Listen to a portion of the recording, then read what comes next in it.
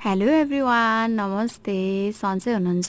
सबैभन्दा सुरुमा त तपाईँहरूलाई अन्तर्राष्ट्रिय श्रमिक महिला दिवसको धेरै धेरै शुभकामना। मार्च 8मा हामी विश्वभरि नै इन्टरनेसनल वुमेन्स डे सेलिब्रेट गर्ने गर्छौँ। महिला दिवस चाहिँ महिलाहरूको समानता, नेतृत्व, अधिकार, बराबरीको लागि चाहिँ मनाउँदै आइरहेछौँ। यसपालि हामीले 115औँ अन्तर्राष्ट्रिय नारी दिवस मनाइरहेछौँ। यो चाहिँ तनेरी चासोमा नवीनजी र गणेशजीले हाम्रो लागि एउटा सानो सरप्राइज सेलिब्रेसन राखिदिनु भएको रहेछ। हामीलाई फुलहरू, कार्डहरू ल्याइदिएर हामी आफ्नो आफ्नो नामको कार्ड पाएर, फुलहरू पाएर मख 2वटा कार्ड र 2वटा फुल चाहिँ बाँकी बस्यो। सदीक्षा र बिन्दा म्याम हुनुहुन्न थियो।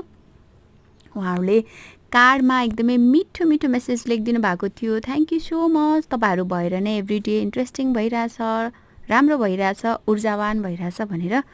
अनि हामीले पनि नवीनजी र गणेशजीलाई थ्याङ्क यू सो मच भन्यौँ। तपाईँहरूले चाहिँ वुमेन्स डे कसरी सेलिब्रेट गर्नुभयो? आफ्नो नजिकको महिलाहरू, आफ्नो घरको, कार्यालयको, आफ्नो साथीहरूलाई कस्तो शुभकामना दिनुभयो, के भन्नुभयो, कसरी सेलिब्रेट गर्नुभयो, कमेन्ट गर्नुहोला। वुमेन्स डेको बारेमा तपाईँलाई के लाग्छ त्यो पनि तपाईँले लेख्न सक्नुहुन्छ। हामीलाई कार्ड फुल दिइसकेपछि एउटा सानो स्पिच थियो नवीनजीको, त्यो हामीले सुन्यौँ एकदमै ध्यान दिएर। हाम्रो लागि केक पनि ल्याइदिनु भएको थियो।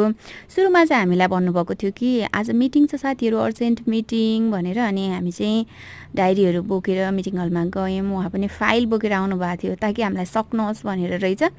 अनि तर मिटिङ भन्दा पनि यो चाहिँ सेलिब्रेसन थियो। थ्याङ्क यू तनेरी चासो, thank you Naveenji and Ganeshji, thank you so much.